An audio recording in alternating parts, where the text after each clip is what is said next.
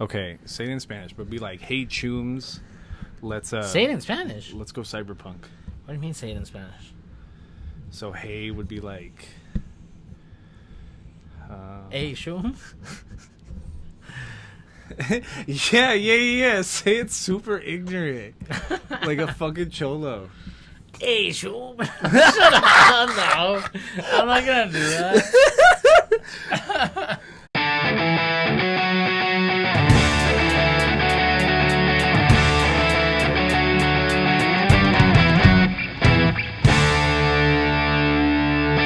Hey, chooms and choomettes, let's tweak our penises and join the cyber race.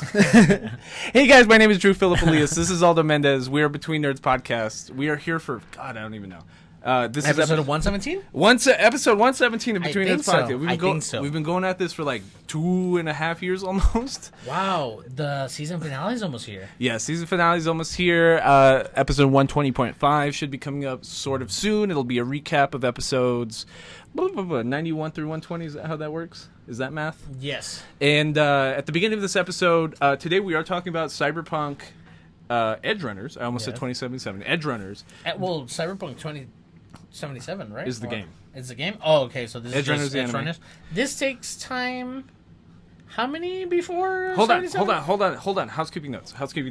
So before we get to our Cyberpunk Edgerunners discussion, at the beginning of this episode, I do want to remind everybody, we're really early on into the month of November. So if you want to enter our monthly giveaway, please be a subscriber on YouTube. And we've had some comments, though. Yeah, we have had some comments. We don't know what to do. Like, do you guys are subscribed or are not? Are we going to just give out random giveaways to everybody that comments? I don't think so, and that's only because I'm being really selfish on that point. Like, I know we like giving stuff away. But at the beginning of this podcast, we were trying to be nice people. We were trying to donate to causes, but you guys didn't do nothing about that. Well, I really need subscribers. Yeah. I need watch hours. I need public watch 79 hours. 79 subscribers on YouTube.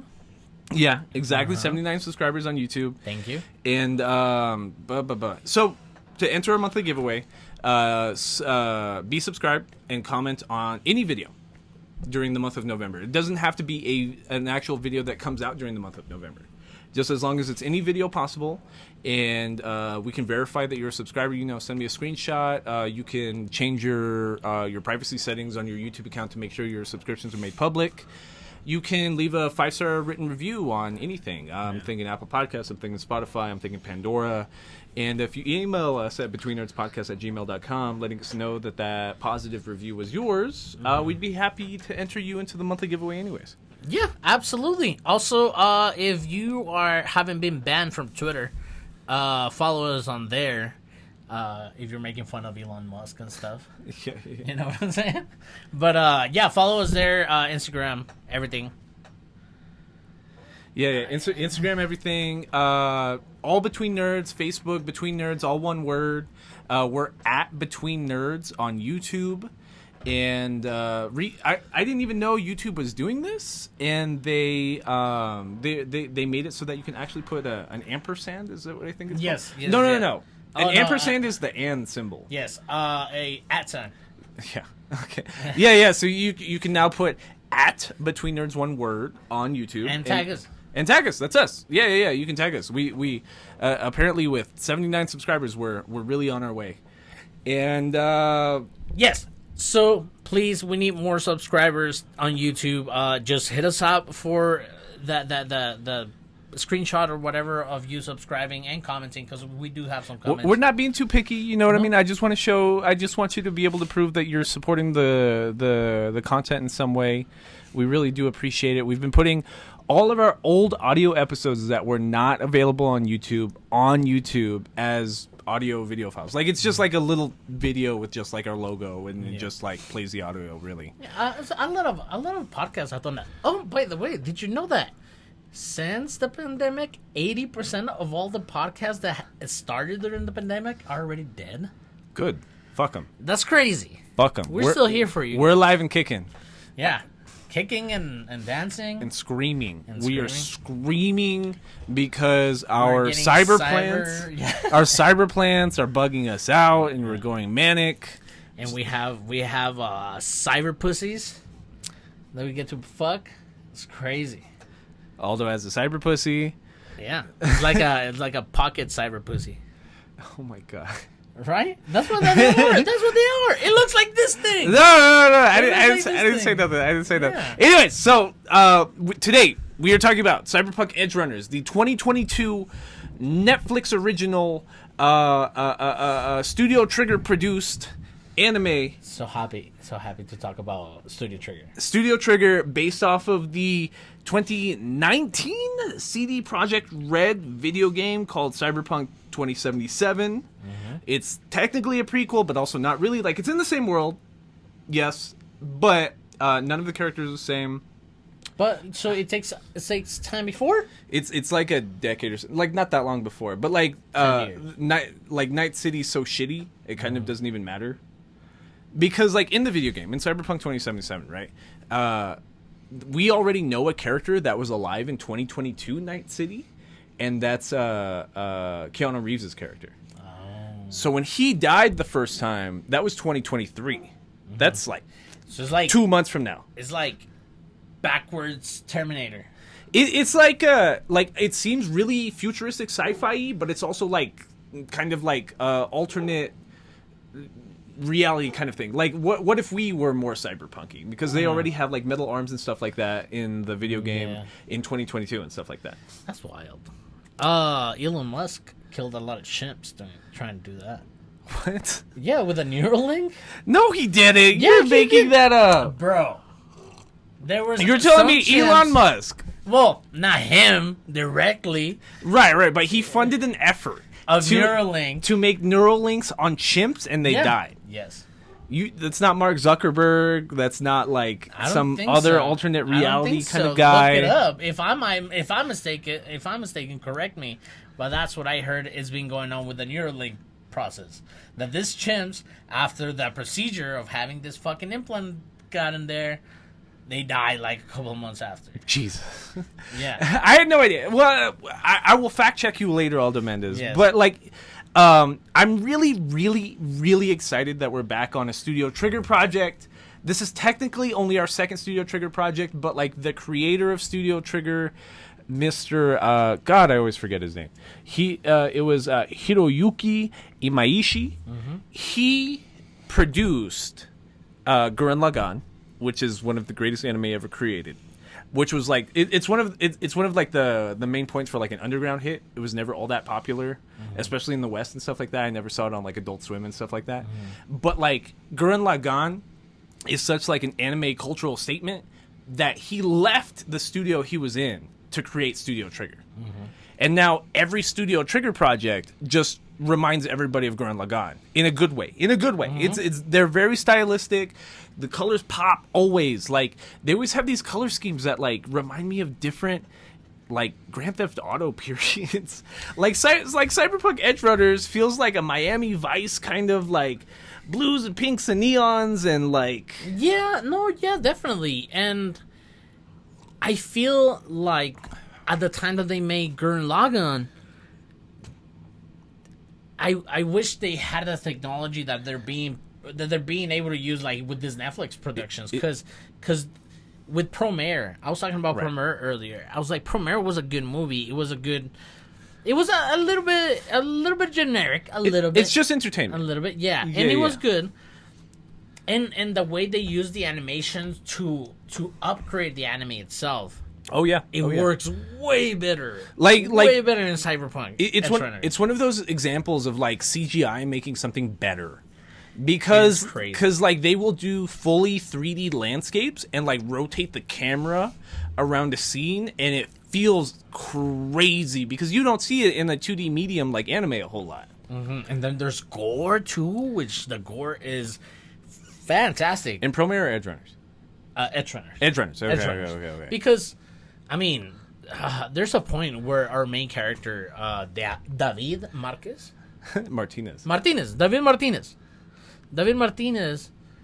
is puking in his own like little like oxygen mask, and that looks chunky. And that's a statement in and of itself. Like, this is the most like America's Hispanic representation I have ever seen in an anime. Period. I wish you would have played at least like the the past 5 or 6 recent Metal Gears, Gear games, because it's a game, and a lot of people are like, "Oh yeah, but it's a shitload of hours of what is it, play screens or screenplay?" That, like when you see like a animated clip for the game, right. So, but that's what Metal Gear is. Metal Gear in itself is it's storytelling. Anime. Yeah, it's an anime. Yeah, dude. yeah. It's amazing. It's amazing. Cutscenes. Yeah, cutscenes. There you go. Like, oh, it's a lot of cutscenes. Like, yeah, bro, but like, I don't know, whatever. But this Cyberpunk, that's what it made me feel. It made me feel like playing a video game. I was playing a video game. Absolutely. My biggest gripe about Cyberpunk Edgerunners is that it's way too short. It's and like that's probably a testament to how much I like it more than anything. But it's exactly short. But like it's like what bothers me is that it's basically a story like both the game and the anime are about like the crushing weight of capitalism, like destroying the middle class, right? Yeah, killing your mother. Yeah. It's privatization of healthcare. It's privatization of law enforcement. It's like all that crazy capitalist bullshit that like gets shoved down our throats when they're like, oh, you don't need a public safety net. You don't need healthcare that's socialized. You don't need there are emergencies that happen. Their education should be open to everybody that can qualify. I'm not saying everyone you should put dumbasses in the best schools, but if they qualify and they show potential, this is our future, right? Mm-hmm. But Cyberpunk as a franchise is just about corpos, the corporations, just literally killing the middle class. There is no middle class in the game. I'm thinking mainly of the game because I'm 27 hours in. And it's just you're insanely broke or you're insanely corrupt. You're just, there's just no middle class anywhere. And you see that in the anime right away. Just like in the United States. Well, it's not that. It's kind of like a it could get this bad kind of storytelling. Yeah, absolutely. Did you ever watch Repo Man? No, what's Repo Man? No, Repo Man. It's a movie with Forrest Whitaker, black dude, wonky eye. Yes. He's in the Star Wars franchise. Yes. Okay. And Jude Law. Okay, I know Jude Law. Yeah, so medical company starts making, cyber organs in which you get a contract with the company to, save your life by either changing your lungs, changing your heart, through a thing. But it's so highly insured and, the payments are so high. They just repo man. So there's Jude Law and Forrest Whitaker are repo man who are just, gutting people for not making payments. That's not the one where everyone's basically immortal if you're rich because you can just. No, that's End Time. That's End Time. Okay, End Time. Okay. Justin Timberlake. Yes. Okay. It's not. But yeah, that's kind of exactly what the Cyberpunk franchise is about. It's called Cyberpunk because it's this world it's like a Southern California city. I haven't heard it anywhere in the game what state it's in, but I know for sure it's in the United States because they mentioned Chicago. They mentioned other cities in the U.S. But there's this heavy second, third generation Hispanic immigrant kind of feel to it. You know what I mean? It's a lot of Spanglish slang. It's a lot of the games like that, especially when I was describing to you the game when I first started playing. You were a fan of it from its pre-release. You saw YouTube's on it, YouTube videos on it. You were following it up to its pre-release, and then you heard it bombed and kind of it fell off your radar. And I picked it up because I got a PS5. I think my shit will run. An unfinished game that was released before it had to, and I feel that's another fucking bad thing about capitalists. That you'd rather just release a shitty game than just finish it. Just finish it, you bumfuck. Well, I think... And you have us pay for an unfinished game? Get the fuck out of here. But before I forget my first point, I had told you that the only thing I was introduced to the game in the first 5 hours is that you make best friends with the Cholo. Uh-huh. And then he dies, immediately. And I was that's I'm glad that the anime held true to that. Point one. Point two... You're talking about unfinished games and stuff like that. The president for CD Projekt Red announced his retirement last month after they just announced their next 4-year slate of games. So it's 3 Witcher games, a new Cyberpunk sequel, and stuff like that. He probably quit because of the fallout from this game. Because they hyped this game up for 2-3 3 years. It was pushed back and pushed back and pushed back, and then they at a certain point it felt like they were pressured to put out an unfinished product. But like it's like I was explaining in the Nerd Down last week. It's big. It's way bigger than the main game for the most recent Grand Theft Auto feels, and I'm only 27 hours in. Like that's like halfway through 100% complete playthrough of Elden Ring, and I don't feel like I'm halfway through 2077 like at all. The anime feels so cool too. On your point that just being this Mexican family, this Mexican nurse being crushed completely by capitalism. She has to commit crime to put her son in private school. Like, I love how they use the dub, because the dub is so organic. You know what I'm saying? Yeah. Like, it's just Choom. You know Choom. what I'm But saying? like instead of saying like stereotypical like Mexican phrases, they insert choom, and it's like that in the game too. But the mom, at some point in episode 1, she had vato? a lot of dialogue. No. She doesn't say vato. She says mijo, but not in the Disney way. It's like, oh, mi abuelita, and I go to see my abuelito. It's not rancho. Coco. You know what I mean? It's not like that. It's like, ay, mijo, like, I really wanted you to be good at this school, but it sounds so organic. You saw your mom? Yeah, well, not my mom. My mom doesn't know, like, fluent English. Oh, okay, But like, okay, I hear you. But like the fluency in both languages, it makes it a good dialogue. Okay, so yeah, you described it well. It's organic. It doesn't feel unnatural at all. It's not Exactly. forced. It's Yeah, not like exactly. like And- that's how people talk. And honestly. there's a like at the point that I'm talking about. David is getting expelled, or he's having trouble in school, and they they're call him driving. Davey and stuff like that. Huh?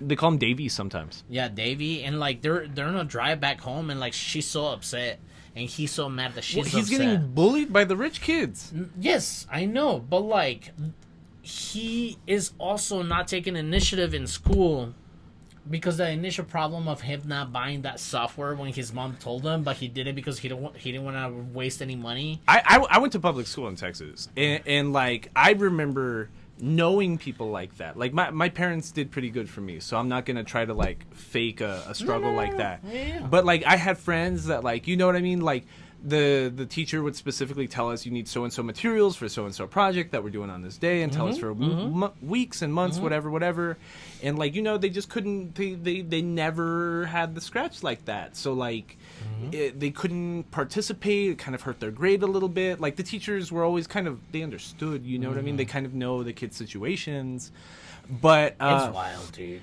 like in Cyberpunk 2070, he's specifically in like this futuristic sci-fi school where it's like, dude, you need to be able to like jack into the net with like Everybody else. It's like not having the latest iPhone. Well, it's like everybody bring your laptop to school so that we can do so and so program, but then it's like, oh, my laptop's from fucking 2008, Doesn't doesn't do run that. for shit Yeah. anymore. Yeah. It's wild, and him, because that's some shit I would do. Like, my mom was like, "Yeah, go ahead and buy it." No, I'm just gonna get a fake ass software in my head, so I can go to school. You know what I'm saying? I've had unlicensed Windows. I've never had that You know, myself. you know what I'm saying? So it's like, it's crazy to put it in that moment when they're driving back home, and then she's like, fuck, I just want you to do good. It's like, you don't understand how much I'm breaking my back for this. You don't understand how much I just want you not to be in this world that we live in. It is crazy. like some very short term, what's it called? Not a prequel, but like a story element that like preludes something that might happen later. What, there's like a really obvious term for that I'm forgetting right now, but like she's clearly struggling. Like the very first scene is David in their apartment wondering where his mom is, and she's supposed to be off work, and he's watching VDs. He's watching like somebody's memories, because if everybody has a fucking computer jacked into their head, like literal like SD cards fit into your neck and shit, then like your memory should be always recording. So if you stole the brain of a cyber psycho, somebody that's like suffered a psychosis from having so much like unorganic material like inserted into them, It's a good world building aspect that they throw in there, and I'm pretty sure, I don't know if it's in the game too, but like the fact that the like cyber amplifications to your body, like it fucks with you. Has a danger to yourself. Yeah. It's weird. It's I never taught it like that before watching the anime. It is in the game, but it's not told firsthand. So your cyberpsychosis in the game in 2077 is Johnny Silverhands in your head. And then it turns into this NGE thing. Hold on, let me finish my points. Hold on. But you agree with me, right? Hold on. Uh-huh. So, but like, there is an ongoing mission that's like, hunt the cyber psychos, or it's called something like that. So, like, when you go through a new region, you'll hear like cop calls, and it's like, cyber psycho cited, blah, blah, blah, blah, blah, blah, blah. And you can choose to like help out the cops or not. And it's always just some big motherfucker in like a mecha suit. Yeah.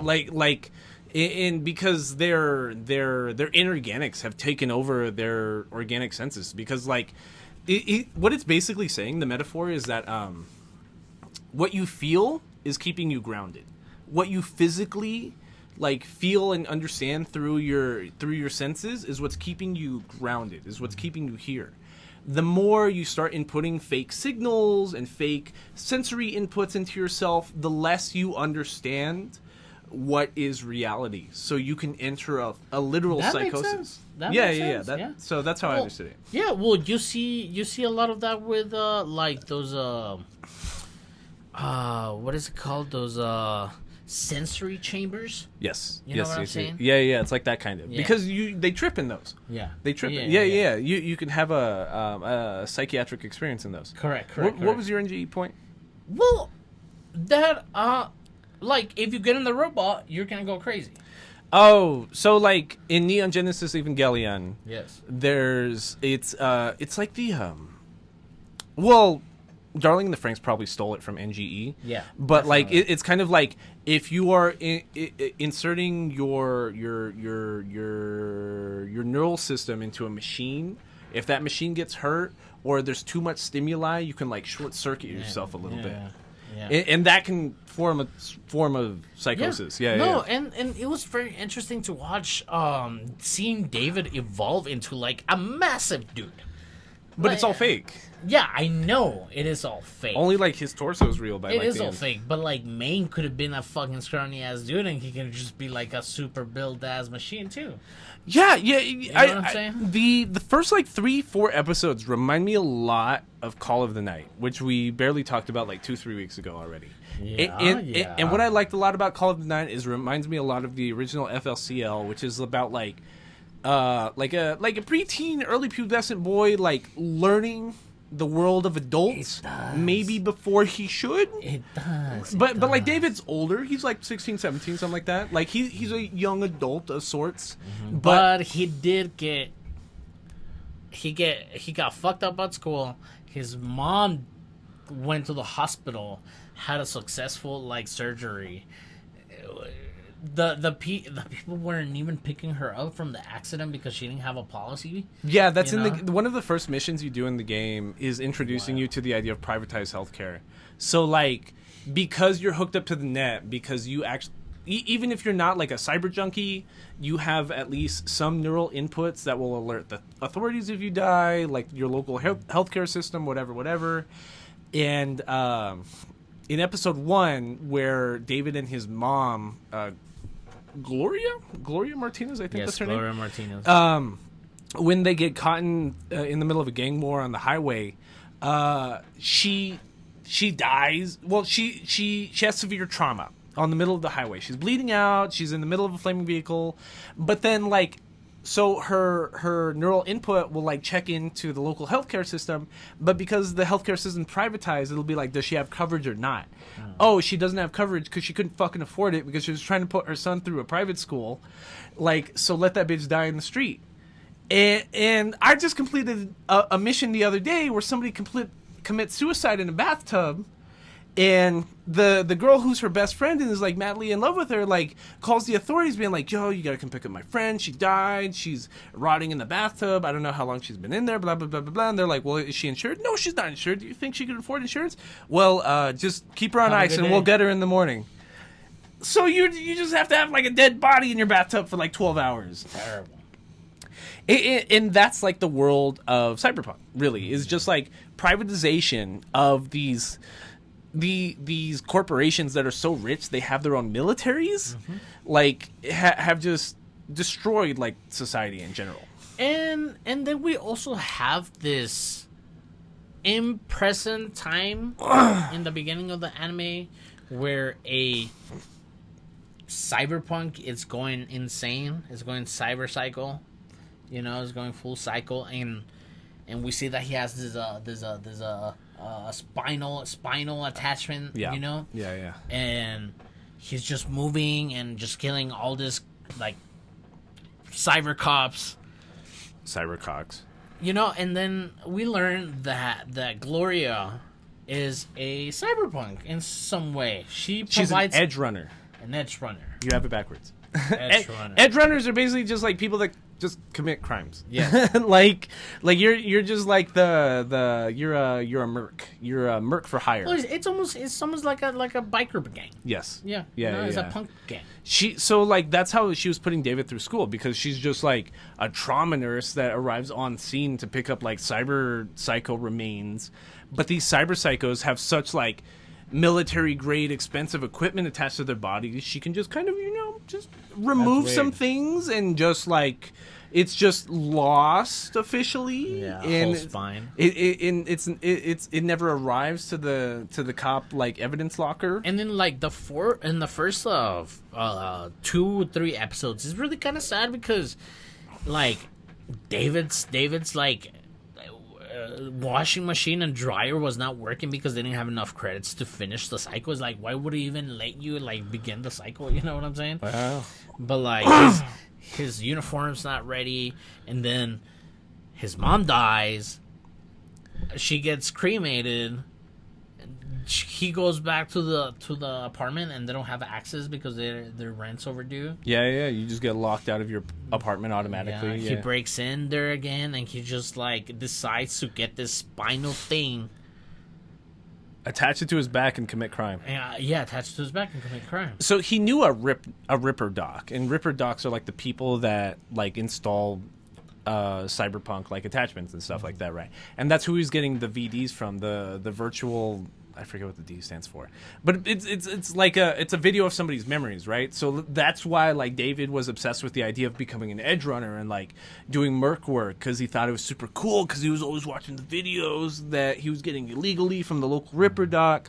So he finally gets his hands on this artificial Sandevastine spinal attachment, and he's just and immediately, without even thinking about it, he's just broke, and he's just like, Doc, just install this military-grade spinal attachment to me. Let's go. And right away, the Ripper Doc's like, no, well, Davey, listen, like... Well, they introduce you to the idea of this military-grade thing is not for everybody. You have to be trained like a military guy or like a cop, kind of, to be able to resist this kind of upgrades.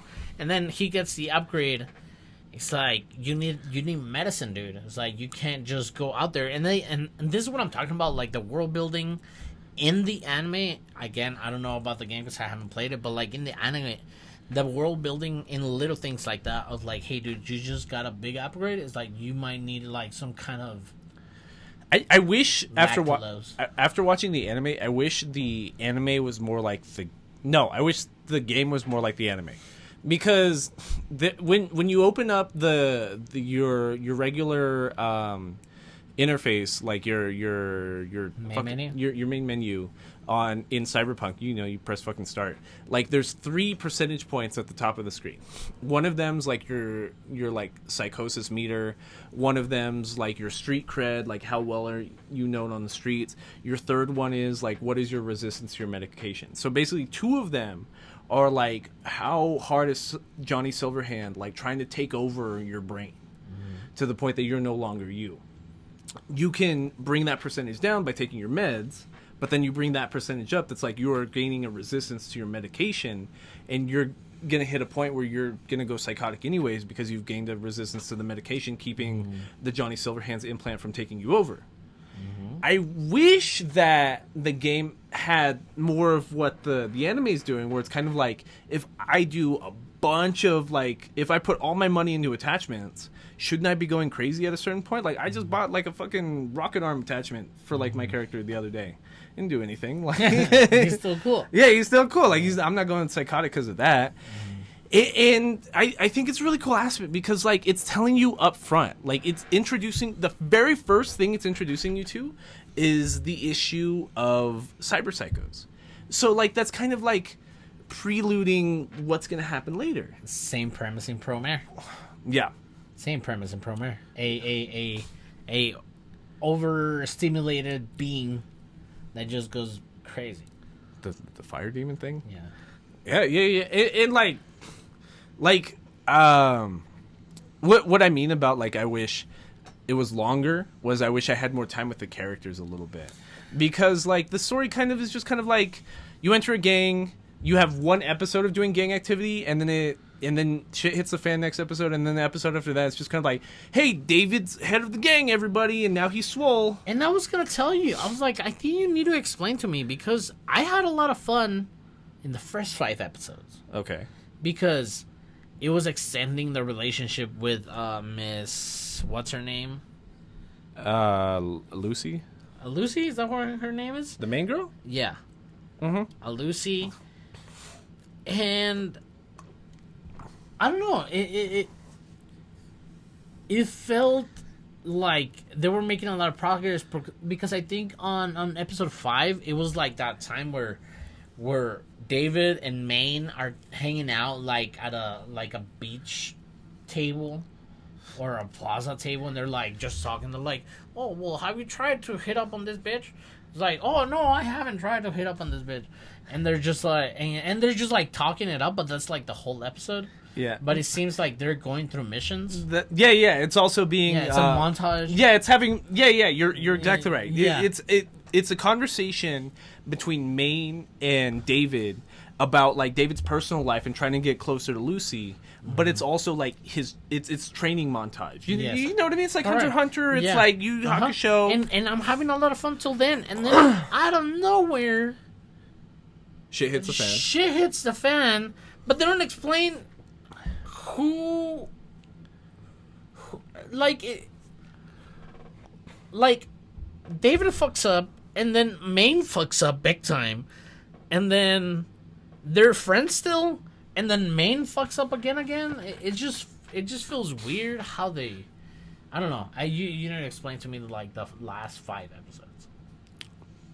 Let me get there first, because, like, something I really wanted to talk about is Lucy really, really is probably my favorite, like, female character in, like, forever. Yeah. Forever. She's good. I think Lucy is... She lies to him in the first episode. Right. So, like, again, it's like Call of the Night, because Call of the Night's about, like, a vampire starts, like, trying to suck this 14-year-old boy's blood, and, like, this 14-year-old is desperate to, like, hang out with adults in the middle of the night, so he starts hanging out with the vampire.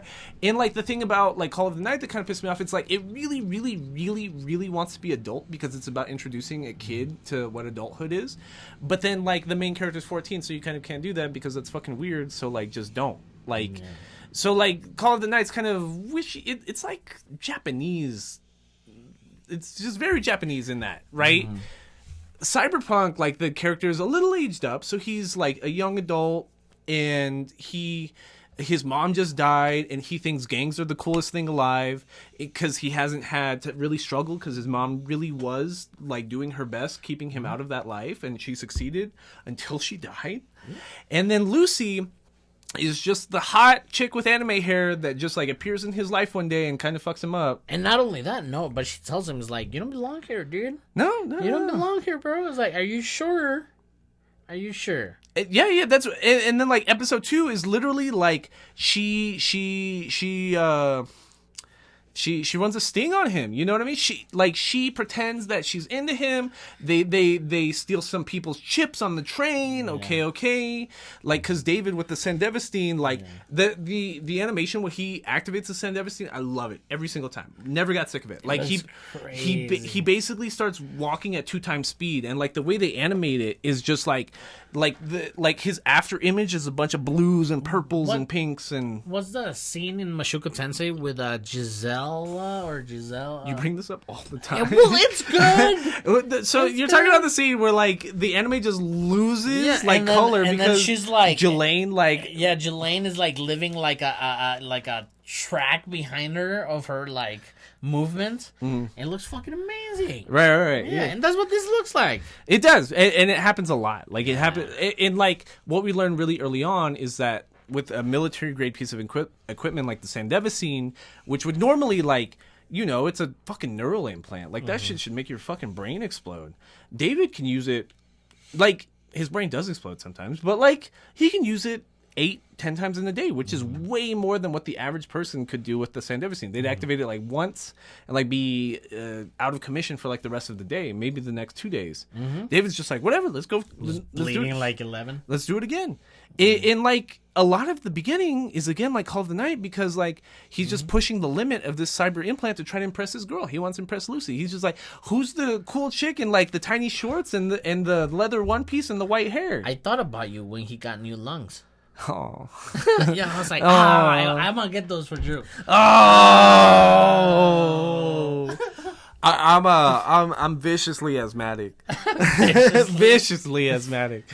And like that's what made me hate the anime so hard for a second, because like she takes him into this VR like memory, and they visit the moon together, and she's like, I've never told anybody this before. I want to go to the moon. There's like a Lil Wayne song about this, about a girl just like a Lil Wayne song. Yeah, about like it's on the Carter 5 about like somebody laying a trap on a girl laying a trap on a guy, and then her gang like jumps in the room and beats him up.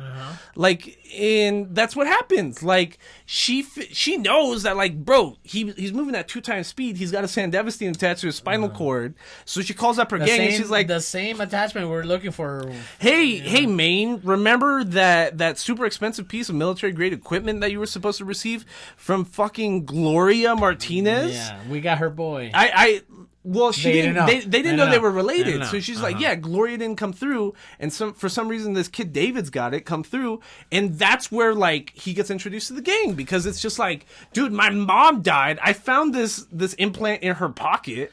You know what really tricked me one time was the plot with the preppy school students. Right. With the bullies. Okay. It tricked me because you think it's not going to be anything. Because it's not anything until like episode 8. Right. It like restarts. Right. You know? But also, I really like the detail of his jacket being bloody after that procedure. Yeah. Yeah, that was pretty cool. There's a lot of details and stuff like that. Yeah. We're like most anime characters, you know what I mean? Because they're reusing the 2D model over like in a computer graphics fucking interface, like that's why their outfits never change. That's why like they don't get blood on their clothes really, because like then you'd have to change the whole model for that. So that's why like anime characters seem like very aesthetically stagnant. But then like your point, like they went the extra mile to animate like David changing a little bit and everybody as well too, because they have a lot of like this SpongeBob like Sumins moments where it's very gaggy, where they reanimate everybody, and it looks good. It has like really gaggy like camera placement. Gaggy? You think gaggy is the right word? Because to me it feels like it's like watching The Office. You know, like yes, but like you know how like the fish lens effect that a lot of like NGE use would like to make to make it seem crazy, you know, make it seem crazy. In here, they do it differently, and like I like the movement in the eyes. You can tell psychosis because like they're losing. If you've ever seen somebody like in the middle of a blackout and it's like they're awake, like the light's on but nobody's there. Like that's how they animate. It's just like really staggering like eye movement because like in their psychosis, like they don't exactly know where they're at. Yeah, exactly. And oh god, I just love Lucy so much because like So he passes out from using the Sandevisine too much. She breaks him out of an ambulance after making sure that they give him fluids. And like you see him falling in love with her. It's like FLCL. Like it's this new fantastical, beautiful woman just like introducing him to like all these cool, adventurous adult things. And like he's just smitten instantly. It's one of those like love at first sight kind of stories. The ambulance bitch tried to rob his ass. Yes. Yeah. The Sandevisine. Yeah, we got the Sandevisine. Yeah, we got it. And then she's pointing the gun at Lucy, and Lucy's like, haha, fuck you, bitch, this is Rush Hour 7. And then she pushes herself out the ambulance. It's like a Rush Hour skit. And then, at the same time, David's like, da-da-da, like seeing butterflies and looking at her. He just sees thighs and tits, like, Yeah. oh, like, and...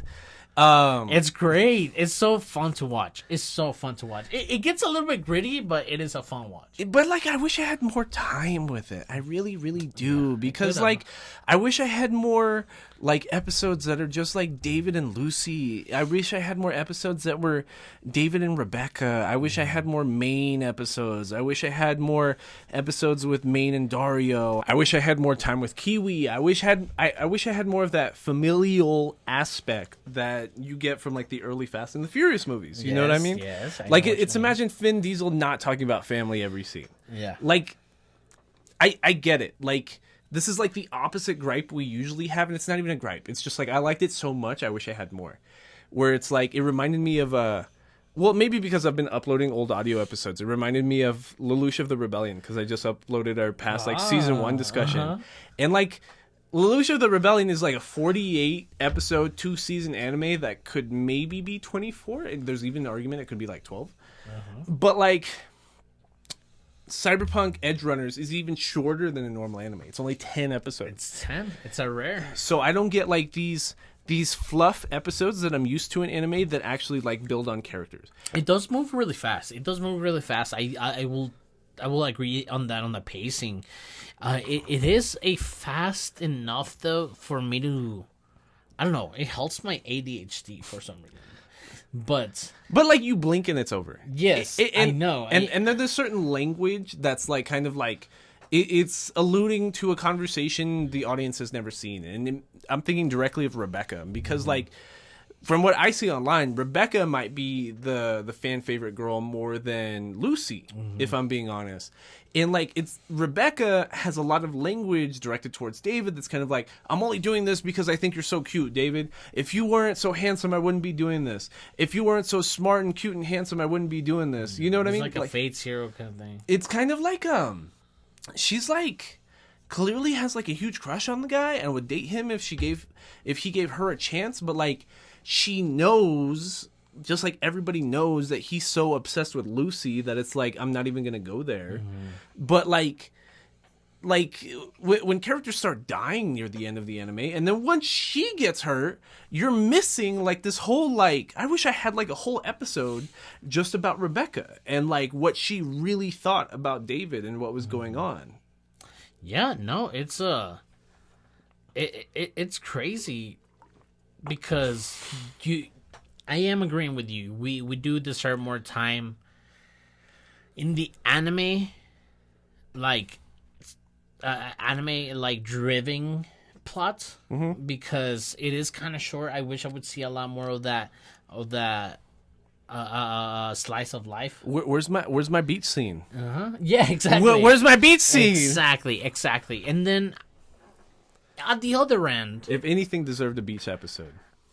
A beach episode? Yeah. No, you have to think cyberpunky. It would have beach. I don't care. No. It would have to be something like underground. You know what they need? They need sewer races. They need an underground club like what's that vampire movie? Blade? Like Blade. Absolutely. They need a Blade like underground rave scene. That's what they need. And in the aspect of the action and the actual plot of to where this anti-capitalist propaganda is coming to you, it's fast, and it explains to me the game better more than like those 3 times that I played with you. It's because the game's so long, bro. The game's so long. The game is just so ridiculous. Because there's like background communication that they use their mind to communicate with, I guess. No, your cell phone's in your head, basically. Yeah, but like you don't have to speak. You can just think when I'm talking to you, right? Yeah. So like, because there's a time where Maine is getting laid and he's like talking to David. That happens in the game too. That happens. That is true. Yeah. Main's trying to hit up on his girl, who also has like is ginormous because she has a bunch of cyber implants. Because David, once he's in the gang, he's like, "Hey, look, like I want to do work for. I want to train. I want to train. Yeah, like, teach me the ropes. Like, hurry up." And like, Main being like, he's not even a veteran. He's probably in his 20s. I doubt he's even in his 30s by the time he dies. He's Danny Glover in Predator. In Predator. Yeah, right, Danny Glover. And which one's Predator? Which Predator? The one with Arnold Schwarzenegger. Danny Glover. Was that Danny Glover? Is that Danny Glover? No. I don't know. I'm confused. We'll talk about it later. But like in Predator. Yes, not Danny Glover, the artist rap. Okay, maybe that's why I'm confused. Okay. Danny Glover from Lethal Weapon. Okay, here's my confession. I haven't seen Predator. Okay. I've never. The only two Predators I've seen are Alien versus Predator, in like that most recent like straight to streaming like Predator movie we talked about this year. Yeah, Prey. Yeah. That one. Those are the only two Predator movies I've seen. I don't know if it's Danny Glover, or maybe I'm wrong here, but yes, he's a super cool black dude. Okay. Yes. Yeah. Well, like he takes on this big brother role, right? Yeah. So that's he's why black, right? I don't think so. No? It's kind of like he uses a lot of the same like Hispanic slang. He's kind of like oh god, there's a term for this. It's kind of like this mestizo, like Central American guy, like this mixed, like how like people from the Dominican Republic are still Hispanic. Like you know what I mean? Like there's black Hispanics. Mm-hmm. Yeah. That's how I took it. Yeah. And like, but the thing about Maine that we learned really early on is he's suffering from like the pre-symptoms of cyberpsychosis. Like he's got twitches in his hand, his arms stop working sometimes. But I think those arms are a really cool metaphor, because that's also like what David looks up to him for. It's just like, holy shit, you can use these ginormous hands. I can't wait to get these from you, bro. Like there's even a point where they kill a different cyberpsycho that has like a high quality like hand. It's Rebecca's brother. He was attacked by a cyberpsycho because there was like a homeless dude high on cyber pussy shit. It's just cyberpsychosis. Yeah, cyberpsychosis.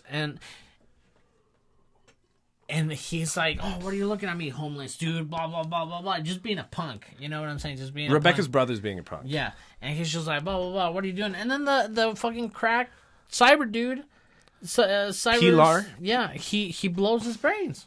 Yeah, he blows up Pilar's.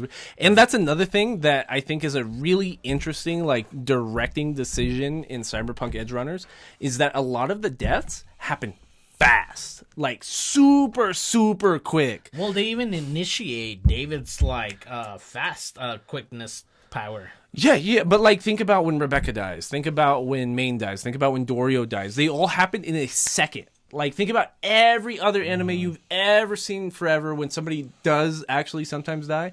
Like, think about, like, anytime somebody dies in Dragon Ball. You get, like, 3 whole episodes about, like, Krillin yelling because Frieza just blasted his chest. Right. And, like, in Cyberpunk Edgerunners, that's what takes you aback. Like, anybody can die in a second. In just, like, it will be a totally non-related scene. It seems totally benign, and then all of a sudden, like, you just lose 10 people. And just like the first season of Made in Abyss, it's because it's not as dark. Because this thing's... It hurts because it happens under capitalism, and it's happening today. You know what I'm saying? Maybe not in the super fiction-y way as is happening in Cyberpunk, but people are their lives are being crushed by medical bills. Their lives are being crushed by, like... It's not even, like... you know what capitalism's gone so far, it's not even that their life is being crushed by medical bills. It's like, if you have medical bills, they will stop, like, giving you treatment. Which is, like, that doesn't happen right now. Like, don't get me wrong. Like, if you're dying, they will keep, like... They will put, like, everything possible to keep you alive. But then you're going to get that $500,000 bill by the time you get out. And like that's current, like modern capitalism. Cyberpunk takes it a step further, and it's like we're not going to incur all this debt unless you can prove up front that you're covered for it. Yeah. Which is like even worse. Yeah, That is wild. insane.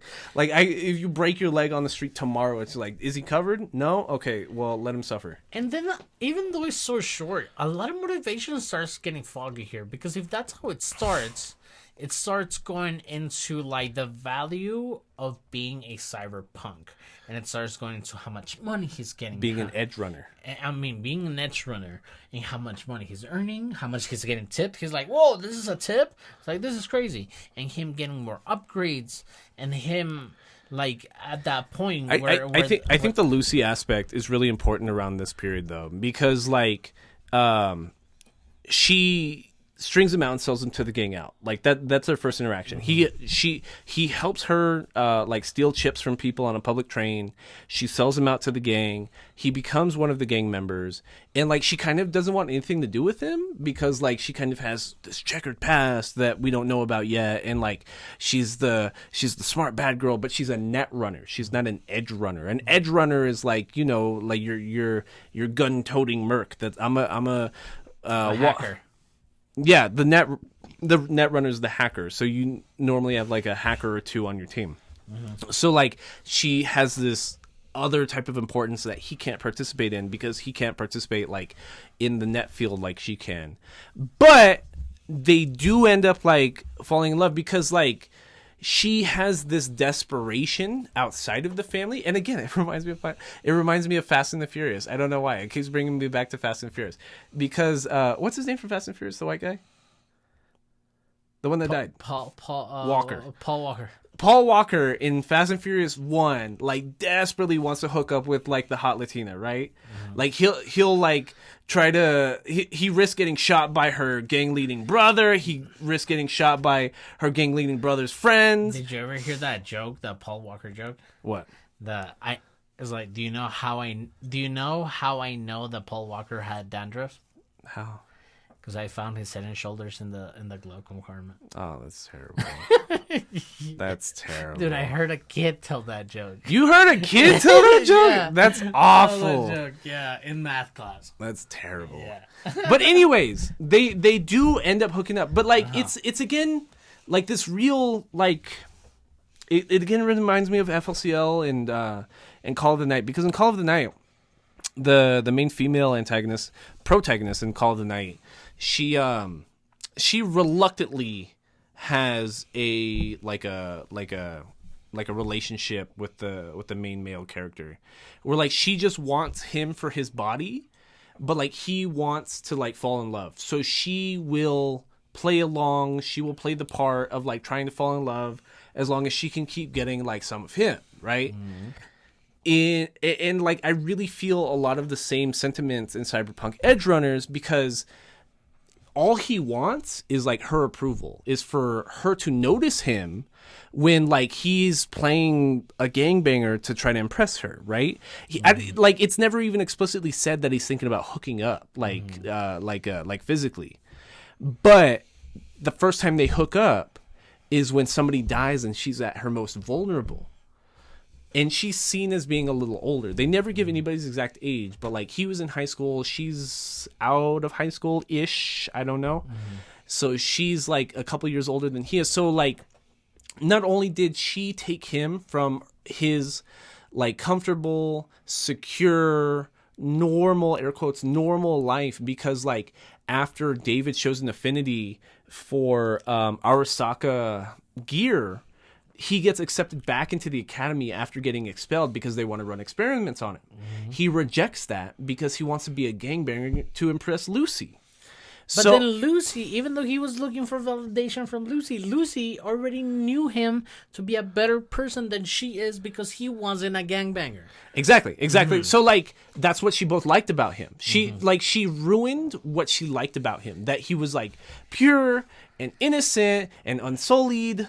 Well, I wouldn't say she deliberately did like ruin the would-be motivation of David, but like he already looked up to Edgerunners before Lucy. Yes, so there was it might be, it's like, I don't know, watching somebody you love go down addiction or something like that, where you could have done something but you didn't really do it, or like, you know what I'm saying, like something like that. It's like, but like you just, I don't know, maybe you just love them too much that you just slips your mind, and it fucking did at the end.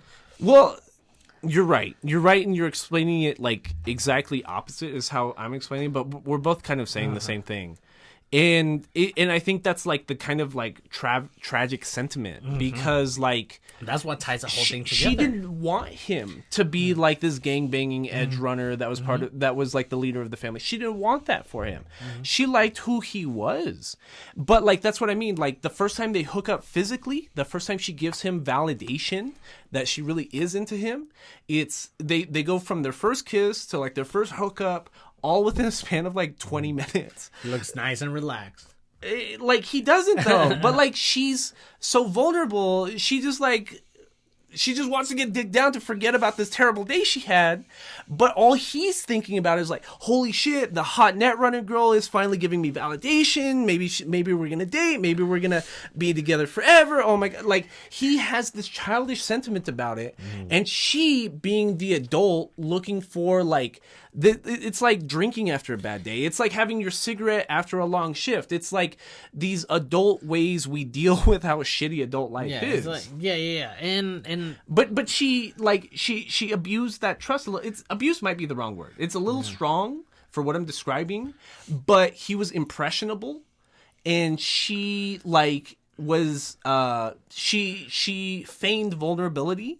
And he took that as like a green flag, like as a go pass. Yeah, like, a victim of her own pleasures. Yeah. And like she's the adult in this situation though. So like absolutely. David's kind of a victim. The more you think about it, David's a victim. No, he is, but it is, and you're completely right, because I did think about this while watching this. It's like, wow, they haven't introduced the fact that he's was at school after the first episode. I thought about all of this on a plane to Burbank, California. And the fact that they're treating this as a, I mean, I think that I saw like growing up in Juarez, of seeing kids just like slowly drifting away from elementary school. Yeah. You know what I'm saying? Because of their situation. When I remember girls in high school that were like, I was the same age as them. So I'm like 16, 17. And they swore they were so adult and couldn't like deal with like any of the rest of us because we were so childish. And these are the girls that are dating like the 26-year-old drug dealers at 16. It like, you know You're what I mean? A victim, girl. Yeah, and then like now like that we're all almost 30, they're like, holy shit, I didn't even realize I was a victim 15 years ago. Yeah.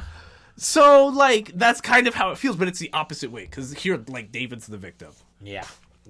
But it is the plot. It's very easy to digest. Because it's fun. It really like the animation's stupendous. This is the least stylistic piece I've seen from Studio Trigger, and that's almost jarring to me because like a lot of the character designs and animations and expressions they give, I'm thinking specifically of Rebecca because she's like a 4'10". She's like 20 fisheye lenses. Yeah, she's like 4'10", has white pale skin, all cybernetics, and like she's got black eyes because her eyes are fake too. Like she's got like colored anime hair but in ponytails, and she's little and short, but like she's the one that gives that traditional Studio Trigger like animation like expressions. I think I've asked you this before. Have you seen Judge Dredd?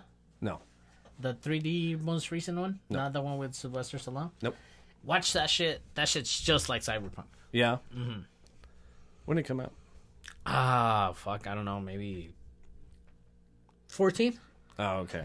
14 maybe. I don't even remember that. But yeah, it's a post, well, not post, but it's a cyberpunky element to this shit. But like, well, it's clear that Cyberpunk the franchise takes a lot from Judge Dredd. No, the actual good movie. Well, that's a comic. Judge Dredd is a comic. I know that. But like, what's his face? Fucking Han Solo. Star Wars? Yes. What's the actor's name? Harrison Ford? Okay, Harrison Ford had a movie from the 80s that was about him being a cop that arrested robots, but like they look like people. Westworld? No. Oh God, it's like super obvious, and then they rebooted it recently with the guy from Drive. What? Oh my God, it's gonna be super obvious as soon as I say it. So the actor from Drive, his name is what? Ryan Gosling. Ryan Gosling. What am I thinking of? This one, Blade Runner. Blade Runner, thank you. Like Cyberpunk is totally 1,000%. I'm sure even like the creators of the game would say it up front. Takes a lot from Blade Runner, a lot from Blade Runner. Because like when it comes to American media, like Blade Runner was like one of the first ones that are like, dude, look, 2044, everyone is just. It looks like a Tokyo skyline. Like it's just we're just all living in an advertisement basically, because like the corporations can't help but like try to buy more of our time and more of our attention. Blade Runner was like one of the first to do that, and like this aesthetic is like what I'm trying to describe. No, it is. God, see, you were looking at me. I was crazy, and it was just Blade Runner. It was Blade Runner, yeah, but Judge Dredd, it's even crazier. Maybe someday. I was gonna say, after this amazing like back to back, like back and forth with what is the name of the main girl? Lucy and David, it becomes a John Wick-ish kind of story. Yeah. You know what I'm saying? And Keanu Reeves, I mean, part of Cyberpunk 2077, but still, like, Lucy gets caught by the main bad guy, who is a worker for the main like Arasaka company. Yeah, there you go. So like a big part of both the games and the anime is that corporations, like I was describing, are so big and rich that they have their own military. Like they start fighting against each other because it's not even fucking country, like nation against nation warfare anymore. It's corporation against corporation. So like the main, we should let them do that. Google, Jesus. Facebook. Imagine if Google and Facebook had their own militaries. That's what I mean. They like were fucking shit up. Imagine that reality. That's terrible. But like that's what the games are describing, because basically our gang, our group of friends, is caught between like a corporation war between Arasaka and Militech. That's the point of Cyberpunk Edgerunners, is they're caught in the middle of this corporate like battlefield, literally. And that's why everyone dies. It's a tragic ending. Because, like, I couldn't even, like, lull myself into this false sense of security while watching the anime just because I've played, like, 30 hours of the game. Because I know how the game is. I know how tragic every storyline is. So, like, they're like, okay, cool. David is welcomed into the gang, and the girl starts accepting him, and he starts making friends. I never once let myself believe that it was going to have a happy ending. It started so quickly. I never once let myself believe that. Yeah. And like, I feel like that's a miss, because, like, narratively, like, it feels really cool, like, having that fake. You know what I mean? Like, and the big falling out, like, there's like a 2-year time skip after like the falling out episode. It's just Maine goes full cyber psycho essentially and starts blacking out, but like you have military grade implants, so he'll just like blast somebody's face off, knock off somebody's jaw, like brutally maim somebody and not remember it because he blacked out because he had cyber psychosis. And then they have to like steal a corporate executive, and these corporate executives, like I'm saying, have a whole military backing behind them. Have this the private healthcare system also has a military attached to it. So like, if my arm gets broken, it's just like, oh no, Drew Elias says trauma, send out the trauma team, and they all have fucking guns with them, like fully automatic, like futuristic rifles. And like they're coming to save my ass, like that's terrifying. Yeah. And that's part of the game. They get caught in the middle of that, like because of main cyberpsychosis, he can't keep it together long enough to actually like finish the job, to the point that he knocks out his first netrunner because he like breaks off her jaw essentially. Forces Lucy to do it, even though she's a less experienced netrunner. He has a liability, as in the unexperienced David overseeing Lucy's net running job, to the point that like there's too many like loose ends that he can't really tie up because he's in the middle of a psychotic episode. That like shit hits the fan. The private military from the private insurance like invades the building that they're keeping the guy, and they start blasting grenades and rocket launchers at him. And Maine's just like, get out of here. I'm just gonna die. He kills his girlfriend because in the middle of his blackout, he thought that she was one of the enemies. And he basically creates like a funeral pyre made out of missiles that he blows up as a way to like recompense himself and like his actions during his blackout. He kills this entire private military force, destroys an entire building, and lets Lucy and David just like drive away and like live with the consequences. And that's fucked up because Lucy is distraught because she sees what's happening to David. David is now the de facto Edgerunner leader of this gang, and Lucy never wanted that for him. That's really early, like that's like 20 seconds after their first hookup, that they just started dating officially, and like she never wanted this for him. She liked that he was the good boy. She liked that he was the private school, like smart kid that like was mildly interested in cybernetics. Now he's losing his mind. Now he's losing his shit because now he's in charge of an entire gang and just watched like an entire building worth of people blow up, and it's kind of her fault. Like she takes blame for it at a certain point, and that's what starts fucking her up. And she picks her cake and eats it too. At the end, I think the time cut is really interesting in how it changes the character designs. Because all of a sudden David's huge, but it's all cybernetics, right? So like he's not really working out lifting like that, but like his arms from like the shoulder down are all fake. His legs are cybernetic. His back is still fake. He's got fake lungs. Like his eyeballs are probably fake. But then Lucy's character design I think is really, really interesting because she looks like somebody that's in a toxic relationship. Like she's still the same person, same haircut, same clothes, still walking around being skimpy, like not wearing clothes around the house, but like she's tired. She's so tired about worrying about this dumbass dude that like she can't even stomach it. Yeah, and she's the girl from Scarface. Yeah. I was gonna say she's the wife of El Chapo. That's same thing. Yeah, same thing. She's just like, "Whoa, are you gonna just keep putting shit up your nose?" Like she's got bags under her eyes, and like what we learn is that she's basically these past few years like disassociated herself from the gang because she is in the net trying to kill net runners that are trying to find a lead on David. Because the only thing they got from the Arasaka representative that they essentially killed, like in that last main mission where everything blew up, was that David was a very interesting prospect to the Arasaka arms development race. Because he would handle the spine. Right, because he could withhandle military-grade equipment better than most people. So she tries to, like chop him at the knees, being like, David, you're not special, I promise you. And David's like, shut up, you're just being mean. I know I'm special. I know I'm with it. You love me. Yeah, you love me because I'm special. Stop trying to lie to me right now. You've been with me all this time because I'm special and I'm great. I'm fucking David Martinez. They know me on the streets. I'm David Martinez.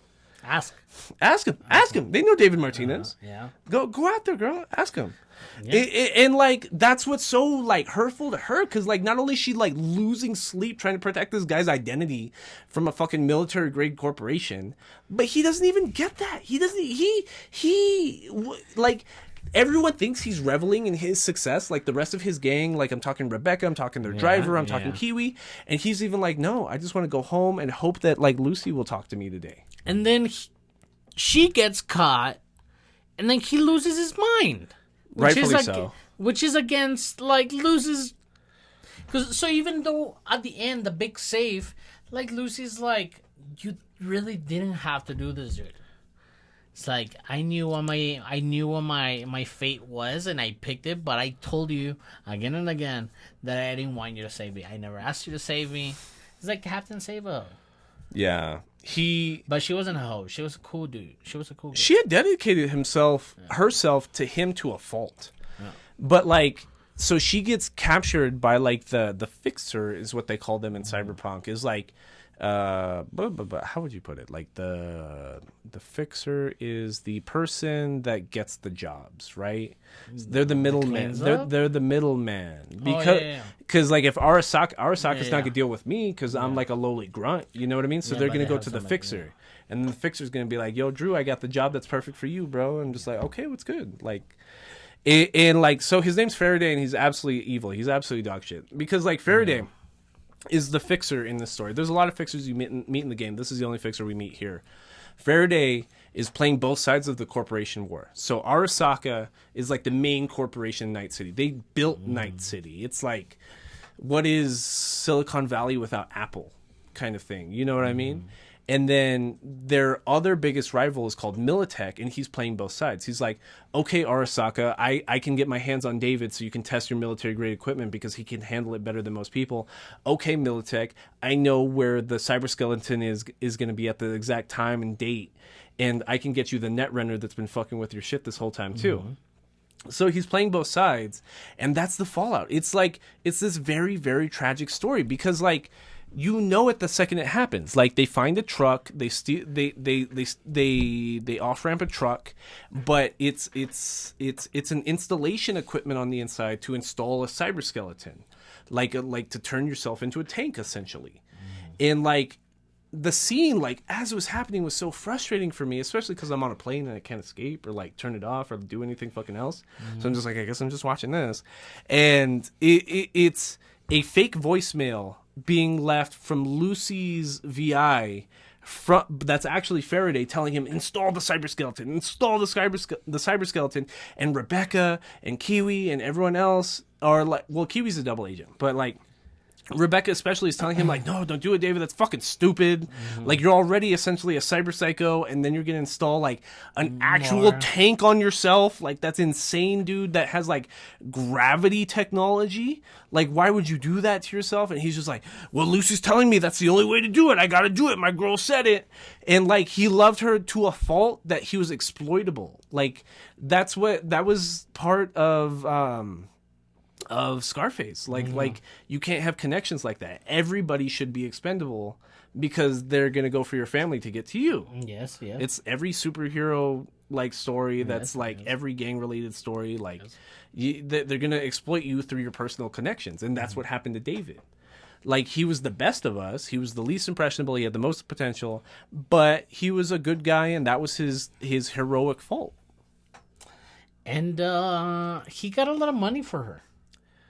Yeah, at the end. I mean, it's because if you go back to David's motivation between Luz's motivation, David's motivation at the beginning was like, oh, she showed me before she put a trap on me, before she dropped the dime on me with her gang, she took me to a date in the moon through a VR simulation. Right. And then it was a building topic across the series, and it's like, oh well, she told me about her wanting to go to the moon, blah blah blah. So when he fucking finally died, he left her all his money. They had a nice place too, because like they barely had a nice place. They were clearly in love with each other. It's one of those relationships where it's like they clearly both want to be with each other, but like they're like growing apart so much because like he's a part of his gang life, she's doing her secret missions to keep him safe, but they're not explaining that to each other. So like it's like the Skylar and Walter White. No, lives. yeah. Well, Skylar was a bitch, but like that's that's different. But like, yeah, kind of. It's just kind of like they're kind of trying to protect each other, and like they're becoming estranged because they're trying to help each other and they're trying to keep each other safe by like keeping that knowledge away from them. Yeah. But like they have this nice ass apartment, nice ass TVs, like David's got the best mods on him. But like he even chokes out the Ripper Doc from like the first episode because he's going full cyber psycho. Because the Ripper Doc's being like, yo, you gotta get this chrome off you, bro. Like even Rebecca's in the room and she's like, dude, you gotta get this chrome off you. You're losing your shit. He's like, everyone wants me to be weak.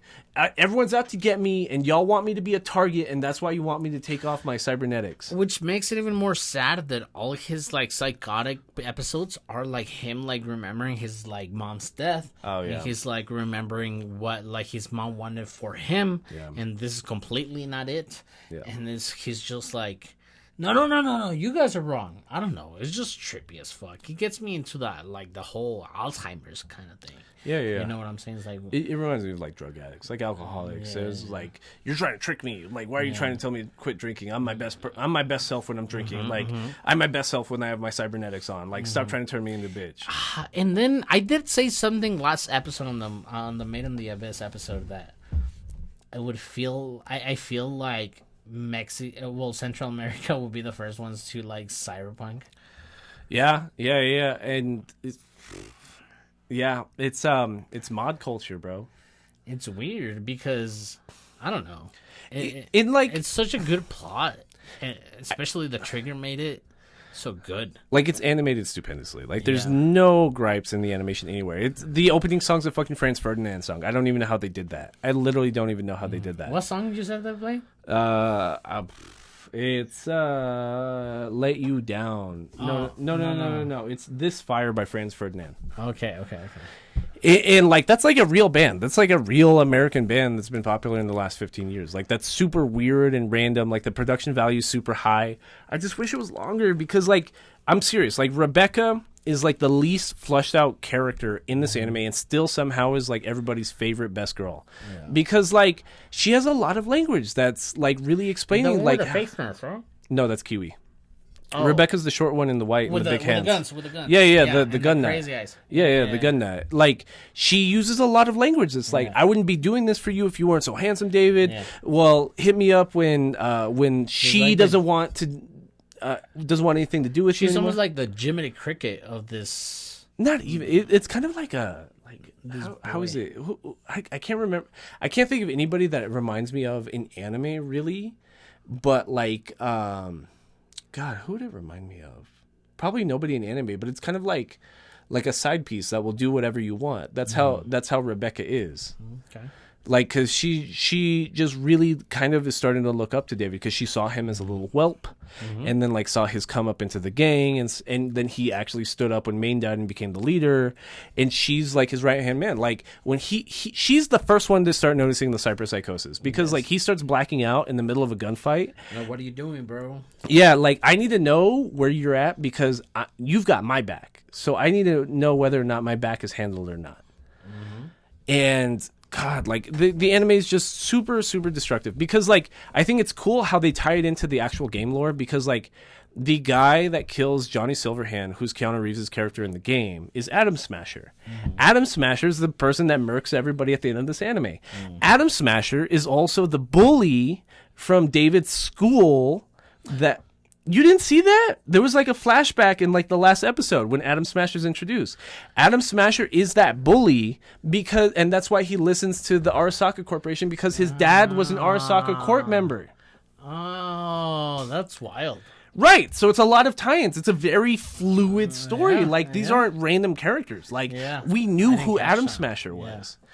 And like, Atom Smasher's like basically just like this invulnerable tank. Like, there's no natural parts left of him, and like when David like inserts himself into the cyber skeleton and has gravity powers and can still use the Sandevistan to go at 2 times speed, well, Atom Smasher can already do that already too, and he already has max upgrades, and he's not suffering from cyberpsychosis. So like, that's a really, really big deal. And then we have the other aspect of it. Remember Bicentennial Man? Yes. Yeah, that he had to get all these upgrades to become human. Right. Yeah. No, I love Bicentennial Man. Yeah, that's a weird movie. Long ass movie. It's like 3. Well, like, I feel like every movie is like 3 hours now. Really? Yeah. Black Panther's supposed to be like 3 hours. You watched one? Oh no, you haven't watched one of you. Avatar 2 is gonna be like 3 hours. Yeah, but you're talking. No, well, Batman was 3 hours too. Batman was 3 hours. Yeah. All the past 3 Batmans have been 3 hours. That's crazy. Anyways, I think Cyberpunk's really, really good. I wish we could get more. And I think it's funny that like the meme online is like people like Googling or querying like, will we get another season of Edgerunners? And it's like, well, all the characters are dead. So I don't know. Well, we could get another aspect of the fucking world. You know I hope so. I really do hope so. I think it's really, really good. What watching a Studio Trigger work this week reminded me of is like, I really hope someday, eventually, we get like a Cyberpunk Taxi Confessions. Well, I hope we get to Kill la Kill at some point, because like I really think Kill la Kill is like the magnum opus of Studio Trigger, because like Cyberpunk Edgerunners is really good. It's perfectly animated, but like it doesn't have like this like extra weird flair that's very Studio Trigger. Because like even Promare had that a lot. Edgerunners doesn't have that at all. Kill la Kill takes it like up a notch. Like it's hard to follow the plot sometimes. It's so weird. Okay. In a good way. It's so different. It's just so different. Cool. So this is gonna be up November 9th. So that's tomorrow. We're recording November 8th. And on Tuesday, you want to go into a nerd down? Nerd down. Nerd down. Nerd down. This is the nerd down with the nerds get down. This is Aldo Mendez, Drew Elias. We just finished up episode 117. Cyberpunk Edgerunners. At the beginning of this episode, we do want to remind everybody that we do read y'all's comments and that we will go over them in episode. And with that being said, we got a scathing review on our episode that came out last week. Well, I wouldn't say it's so crazy. I wouldn't say it's crazy, but Erwin Guerra, you did comment on our Made in Abyss episode. You thought that we could have maybe made a better digest of this anime, but then again, we're not watching anime for leisure time. Do you want me to read it so that they have context? Yeah, no, read it. Okay. Okay, but read it, and then I might stop you when I have something to say. Okay. I am speaking from the voice of Erwin Guerra. I think you should try to rewatch the season and to take your time to think about the episodes. Not enough time to think about the episodes. We watch something new every week. I'm not going to like... And like a lot of these comments are kind of like, how dare you not read the manga before talking about this? How dare you not watch this season 2 or 3 times before talking about this? Maybe we will if you guys comment enough. But like... Exactly. If we get enough input, we will. I'm only writing about 36 minutes of your vid here, but you misunderstood many things that I could see would make this show worse than it is. Well, it is bad, but we said again and again that it's not bad because of its production. It is bad because of it's Made in Abyss. It's just not fun to watch. Yeah. It's just children rape and hold on. He has a point on that. Okay, I'm not saying it ain't horrible, but the show you saw sounds like it's devoid of anything other than horror. Berserk is everything devoid besides horror. Berserk, it's something that it puts you in that world. Made in Abyss wants you to think you're not in that world. Yeah, it tries to lull you into a false sense of security. Which makes it more horrible. Right. That being said, I understand how cryptic this series gets at times and how confusing it is for many. If not most, the first time you watch, definitely if you read it. So he's calling us dumb because we don't understand. Keep going. I get it. But first thing first, please don't take this as some angry fan ranting about... And we're not. Some angry fan ranting and complaining. And we're not. We're not? We're not. I'm not. Oh, yeah. I'm trying not to. I just wanted to point some misunderstandings out. Vueko said her relatives died, and so that guy took her in. She wasn't brought in as a slave, more like no other place to go. Okay, in Drew's defense, he said that just because of like the way the plot is developed. Like, obviously, he didn't know details, but this girl was literally being raped for sport. Yeah. You know what I'm saying? Yeah. And like she was property. That's why I kept referring to her as like a slave. Yeah, and that's what we mean. It's not that we didn't know that what happened. Like maybe we forgot, but like the comment saying that she wasn't a slave, but my point was she was being treated like a slave. Like, correct. She was like a literal like sex slave. Correct. Keep going. Also, nothing got stolen from Mania's butt. Not sure where you got that from. Bro, there is literally a scene in like episode 3 or 4 of Mania getting its like anus ripped by like the village ghoul hand miasma thing to take a gem out of its butt. It's literally a scene in the anime. I don't remember, but I know it's there. Like, I don't remember being Mania or whatever her name is. It's the little rabbit thing. Yeah. But, yeah, we might get... if you have a screenshot, send us a screenshot. No. You know what I'm saying? Send it to Drew Absolutely the specifically. fuck not. All right, let's go. Keep going. The Ganga group wasn't a bunch of rapists. They're said to be those who were abandoned by their country, the poor and abused. So it's the people on the boats, like the people that were making their way to the island. Oh, yeah. In the beginning. Okay. Mitty was the only immortal blob. The other ones could die.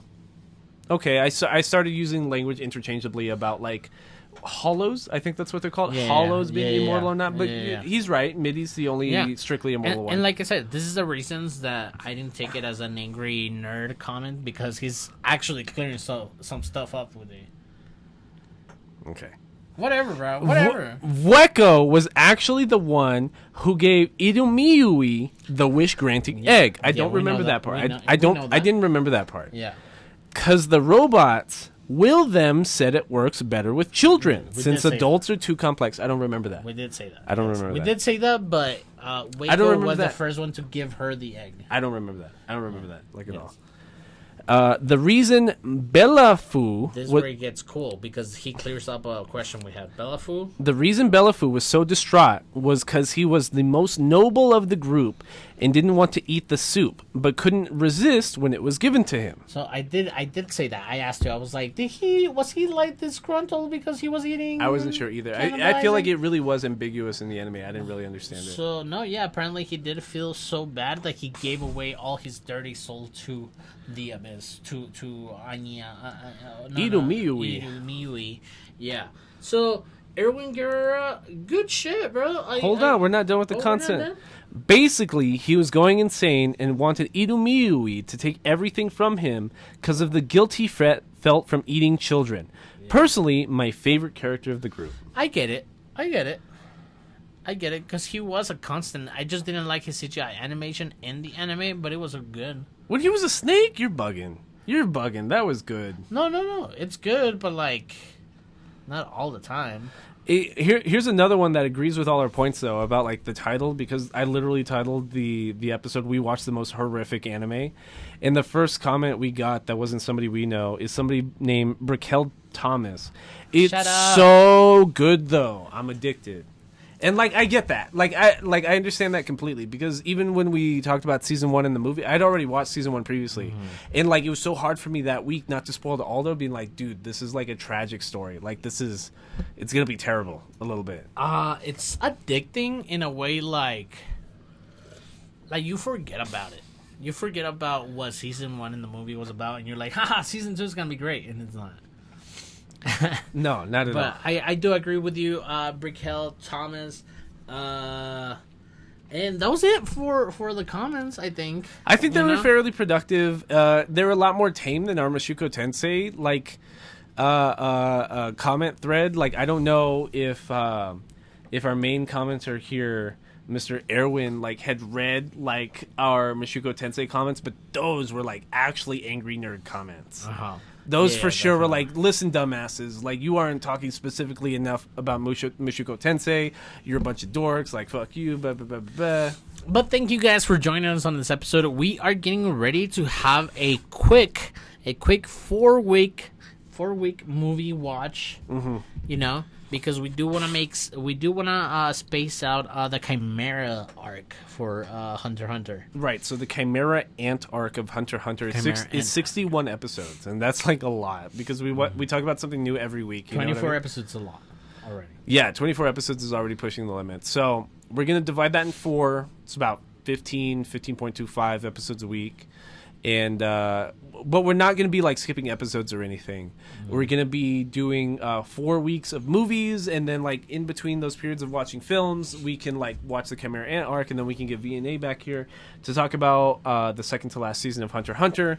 So with that being said, the first movie we're watching for these next 4 weeks is one of the most critically acclaimed anime films of all time, based off of a 1967 Japanese novel. The Girl Who Leapt Through Time? The Girl Who Leapt Through Time. Leapt. Not leaped. Leaped it did. Leaped it. But yeah, it's I'm really excited to watch it. The 1997 film is one of the most famous anime films of all time. You know what I was thinking the other day? Tell me. Tokyo Godfathers. I miss Tokyo Godfathers. I do too. Who directed that? The same guy that did Paprika. Oh.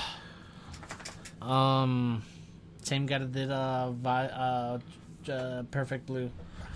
Well, I'll figure it out later. And anyways, the studio for for The Girl Who Leapt Through Time. Oh, I had the date wrong. It's 2006. Was the production company was Madhouse. Okay, so we know Madhouse. Madhouse is like one of the most prestigious anime studios of all time. They've produced everything, like absolutely everything. Perfect Blue, Ninja Scroll, Trigun, Black Lagoon, Death Note. Satoshi Kon, thank you. Yeah. Wolf Children, Parasite, like Studio Madhouse, like juggernaut in the industry. The Girl Who Leapt Through Time, I don't know if their director is anybody famous. This is Mamoru Hosoda. I don't know him. But then, the week after we watched The Girl Who Leapt Through Time, we'll have Christopher James back in here to talk about One Piece film Red. I've been reading One Piece. Aldo has been reading One Piece. He has the login information to my Viz Media account and has been reading a bunch of chapters because 2.5 fucking years ago, I told him it's way fucking quicker to read the manga than to watch the anime, but he don't listen. And speaking of One Piece, do you know what you're going to see in the previews of One Piece? What? The new Mushoku Tensei trailer. Shut up. Yeah. Shut up. That's crazy. Yeah. Okay, so like here's how I'm guessing how Mushoku Tensei's release is going to go next year. I haven't even seen the trailer yet.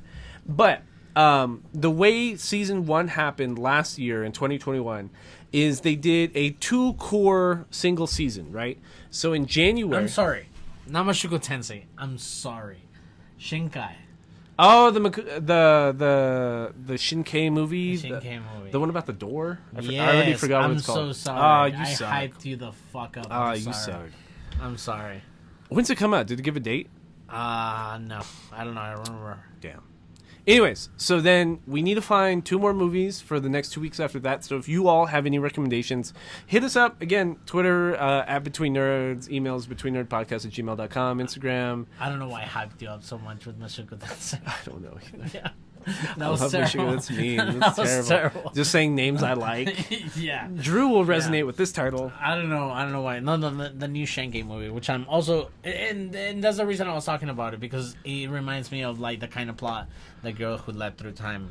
I have no idea what The Girl Who Leapt Through Time is about. Like, literally no idea. It looks like the same thing. Like, we always say that, and then we always have it wrong. Every time we judge, like, these highly sought-after... movies and works, like based off of their cover or their art style, we always get it wrong. Like, remember Wolf Children? We had it completely wrong. Yeah, it started out weird though. Yeah. Well, I hated Wolf Children out of all those. But yes, we'll be talking about the One Piece movie. We'll be talking about the Girl Who Leapt Through Time. We still haven't picked like the next 2 movies, but if you guys give us any suggestions, that'll be great. Yeah. What I was thinking about is you do bring up Ponyo a lot. Ponyo's but weird it movie. is a kids movie, so I don't know. Like we've always brought up that like we have this plethora of Studio Ghibli movies that we haven't watched, so like we could always get to them at some point or another. Yeah. But then again, for a good reason. I feel like a lot of Ghibli outlaw ones it's a little problematic. It's because they're all the same kind of. Like, I don't know if that's like bad to say about like one of the best anime studios of all time, but like Studio Ghibli is kind of all the same. Yeah. Like I feel like they get jumbled up in my brain because they're all kind of like very, very similar. Because they're all based off of like Japanese folklore, so you get lost in the folklore aspect a little bit. Yeah, but we'll be talking about. I'm excited to talk about One Piece. I'm excited to have CJ back here to talk about. We haven't had CJ in a minute. We had like CJ like on every episode for like a month, and then we haven't seen him since. Mm-hmm. But besides that, nerds, please watch all their new only audio videos on YouTube, if that makes any sense. Air quotes new. Air quotes new. We have shitty audio when we just barely started this podcast. Not yet. Yeah, absolutely. Not yet, but like towards like the first ones. Good episodes. Please give us your comments on those episodes as well. Germany, I know you're listening. Thank you very much. Weird, super random. Thank you very much. Our second most listened to or watched country on YouTube is the UK. I don't know how that happened. Like, I don't know. Hello? Sorry about the accents. Election day. For some reason, we never make a big deal about politics because we think we're politically enough, maybe. But like, yeah, go vote. No, it's too late. By the time It's they too late. Yeah, by I the know. time they watch this, I know, it's too but late. for next year, maybe. You know. Okay, yeah, vote on odd years too. Vote every year. Vote Absolutely. every- not for next, but like for next election. Yeah, Well, yeah. there's a vote every year. Oh, there's a vote every year. Aldo Mendez, there's a vote every year. I promise. there? I Yeah, promise. okay. November, the Every second November? November of every year has a ballot that you can vote in. I promise. Really? Yes. Is that midterms and It's not even midterms. Those are the odd years, but I promise there's stuff on the ballot. really? There's local county measures, Oh, there's tax yeah, stuff, locals, yes, like yes. there's judgeships, there's special elections that happen, somebody dies in See? office. See? There's an election every year. You gotta vote. Everyone should be planning to vote every single year. If you're old enough to vote, just vote. What else? I think that might be it. It is a weekday. Again, it is Tuesday that we're recording this. My name is Drew Philip Elias. This is Aldo Mendez. This underneath the table is Jonathan Elias. Over here is Zelda. And I guess this has been Between Nerds. Nerds.